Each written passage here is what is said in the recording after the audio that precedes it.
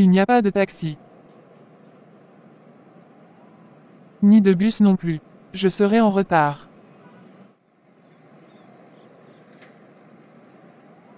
J'ai compris ce que tu m'as dit concernant ton amie.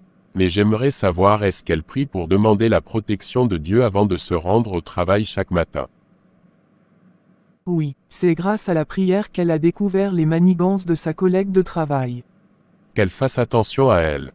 Parce que cette dernière ne va pas s'arrêter là. D'accord. Il y a un monsieur qui viendra me voir tout à l'heure. Montre-lui mon bureau. Ok, c'est compris. N'oublie pas que nous devons prendre le déjeuner ensemble aujourd'hui. D'accord. Andrea n'est pas encore arrivée. Non. Si elle vient, dis-lui de venir me voir. Ok, c'est compris.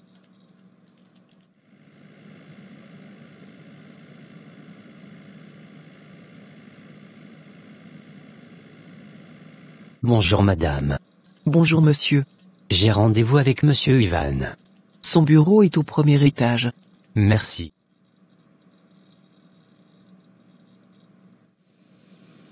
Les choses sérieuses vont commencer. Cet homme qui est venu voir le patron me paraît étrange. Bonjour monsieur.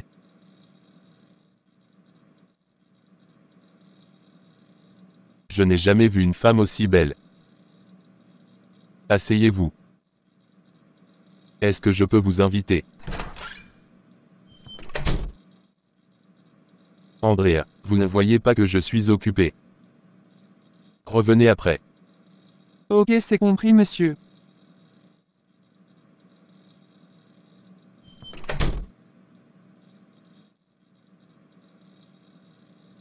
Et si on allait chez moi pour ne pas être dérangé? Quand j'entrais dans le bureau du patron, il parlait au monsieur comme s'il parlait à une femme. Lorsque je suis sorti, je me suis caché derrière la porte pour écouter leur conversation. Pourquoi tu as fait ça? Il parlait à cet homme comme s'il parlait à une femme. Peut-être que le patron est. Il est quoi? Tu ne t'es jamais posé la question pourquoi est-ce qu'il n'est pas marié? Je pense qu'il cherche la bonne femme pour l'épouser. C'est la première fois que je n'arrive pas à résister. J'ai tellement envie de te serrer dans mes bras et de te... Le patron n'est pas dans son bureau. Peut-être qu'il est allé chez lui avec cet homme. Je vais l'appeler pour savoir où est-ce qu'il est. Ok. Assieds-toi, je vais dresser le lit rapidement.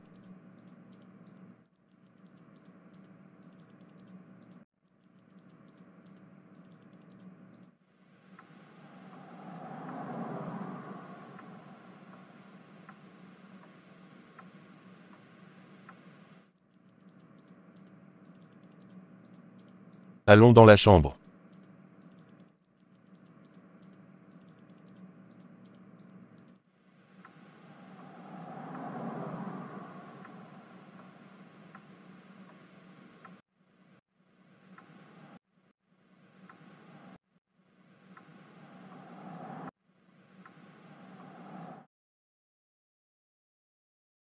Tu n'es pas allé au boulot aujourd'hui. Si.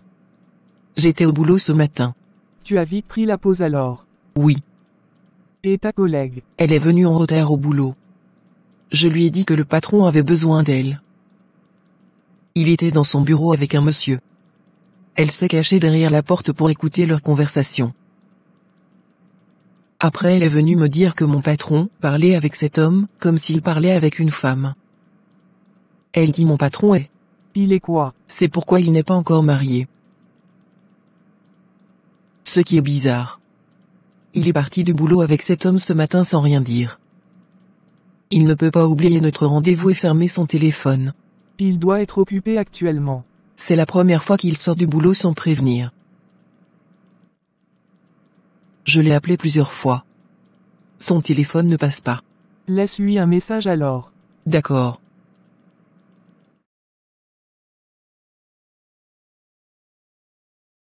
C'était très intéressant, j'ai encore envie de toi. D'accord.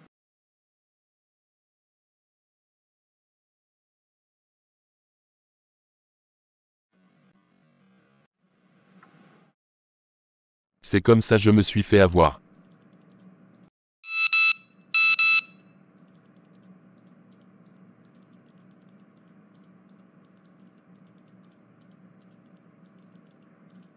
C'est lui qui t'a envoyé un message. Oui. Je dois me rendre chez lui. Ok.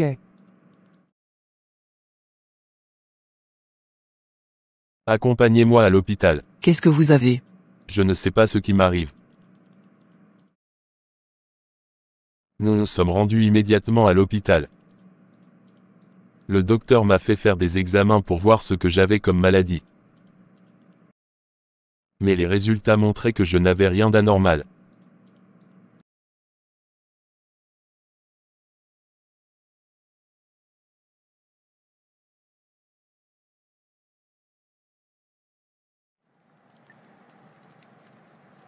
Tu as fait du bon boulot. Merci. Il pensait qu'il allait nous échapper.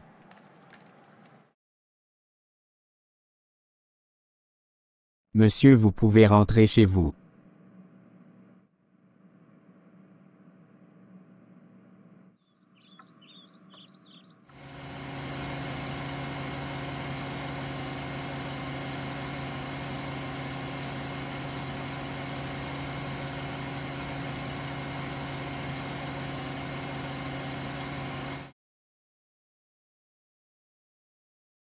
Je vais aller m'apprêter pour aller au boulot.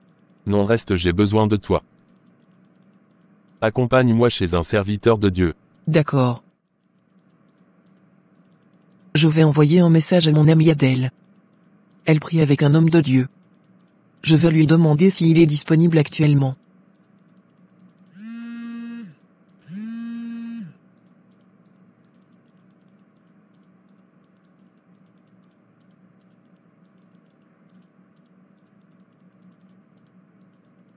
Elle ne décroche pas. Je lui ai envoyé un message pour qu'elle me rappelle. Je ne sais pas ce qui te tracasse. Mais ne sois pas inquiet. Adèle a pu contacter l'homme de Dieu. Nous nous sommes rendus chez lui. Et je lui ai tout expliqué.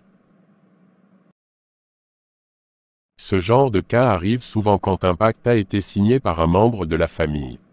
L'esprit mauvais se transforme en humain, ou possède le corps d'un être humain, pour se rapprocher des personnes qui ont un lien de famille avec celui qui a signé le pacte, et qui ont été citées dans le pacte, dans le but de les atteindre, de leur faire du mal, et de détruire leur vie.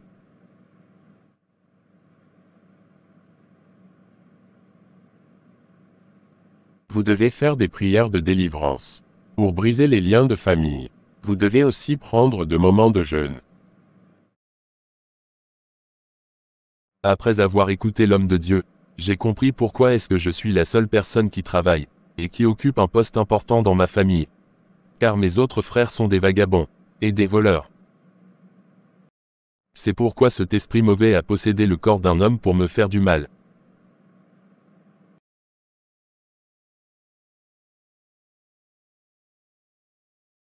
Ça fait des jours que le patron ne vient pas au boulot.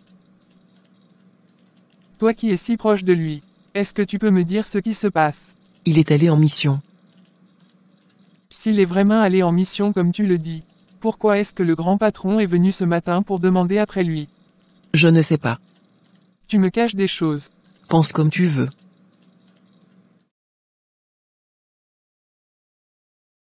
Ça ne va toujours pas chez moi. C'est normal. Généralement quand on prend des moments de jeûne, et qu'on fait des prières de délivrance, ça affaiblit. Pendant que je parlais avec l'homme de Dieu, Fabienne m'a appelé pour m'informer que le grand patron était venu au boulot ce matin, et qu'il a demandé après moi. Je lui ai donc demandé de venir me rejoindre à la maison, pour m'aider à rédiger une lettre, qu'elle devait remettre au grand patron.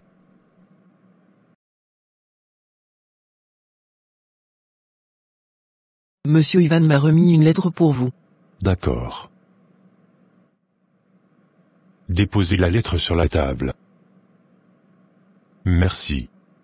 Vous pouvez vous en aller. Ok, c'est compris, monsieur.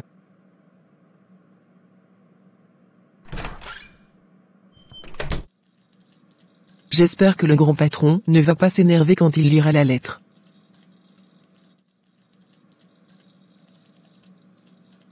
Bonjour monsieur Jonas Martinez.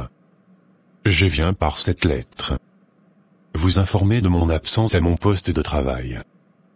Pendant 3 mois. En effet, j'ai un problème de santé qui m'empêche de me rendre au bureau.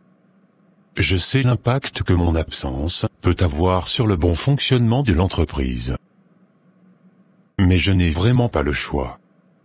Car je suis dans l'incapacité d'exercer ma fonction actuellement. J'espère que vous serez sensible à ma situation. Merci monsieur.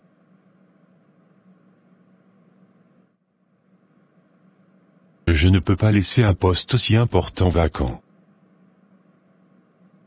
Il faut que je trouve quelqu'un pour le remplacer.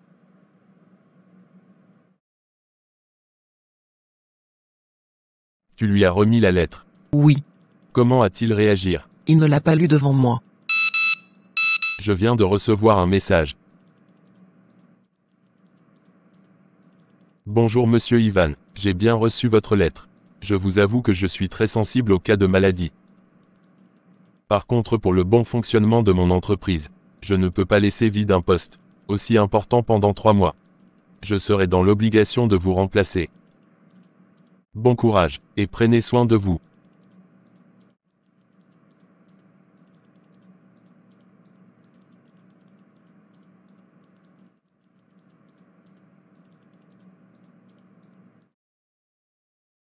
Je venais de perdre mon travail, c'est ce que ces esprits mauvais voulaient.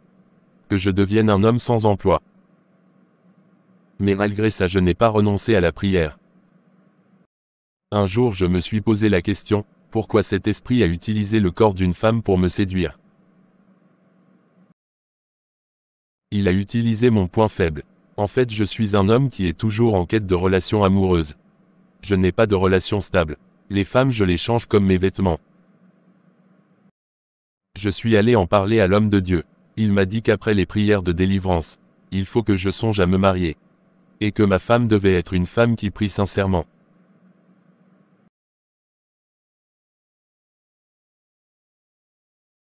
Je t'ai fait appel parce qu'il y a quelque chose que je ne comprends pas. Je n'arrive plus à le contrôler. S'il arrive à s'échapper définitivement, ton sort sera 3 fois plus grave.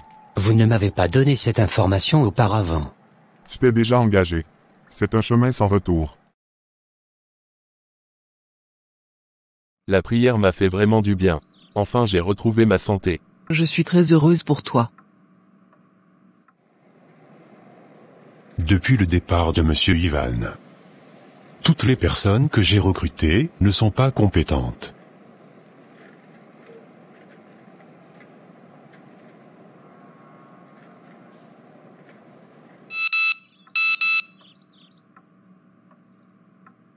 Bonjour monsieur Ivan, trouvez-moi dans le restaurant près de l'entreprise. C'est le grand patron qui m'a envoyé le message. Souviens-toi. Je t'avais dit qu'il n'avait pas encore trouvé quelqu'un pour te remplacer. Je t'ai fait venir pour te dire que ton poste est toujours disponible. Si tu n'as pas encore eu un autre boulot, tu peux reprendre le travail.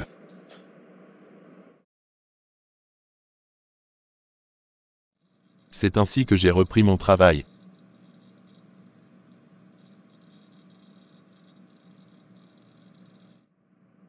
Quelques mois plus tard, j'ai épousé Fabienne.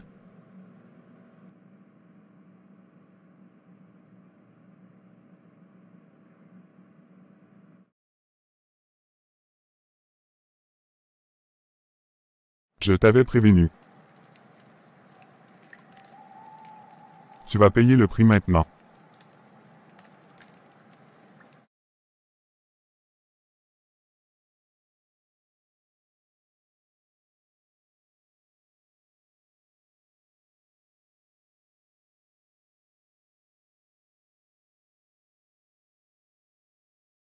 Chers frères, chères sœurs, amis, copains et camarades, que mon histoire vous serve de leçon. Il y a des familles où les hommes ne travaillent pas. Ils s'adonnent à des vices. S'ils ont eu la chance d'aller à l'école, ils vont beau avoir des diplômes mais ils ne trouvent pas d'emploi. Dans le cas où ils travaillent, ils n'arrivent pas à se marier. Ils vivent dans la débauche. Ils n'arrivent pas à épargner de l'argent. Ils finissent soit pauvres ou malades. En ce qui concerne les femmes, elles n'arrivent pas à terminer leurs études. Si elles ont eu la chance d'aller à l'école, elles se retrouvent avec une grossesse sans auteur. Elles deviennent des filles mères. Vous êtes détestés par tout le monde sans raison. Tout ce que vous entreprenez n'aboutit jamais. Ne cherchez plus. Il y a un pacte qui a été signé quelque part dans votre famille.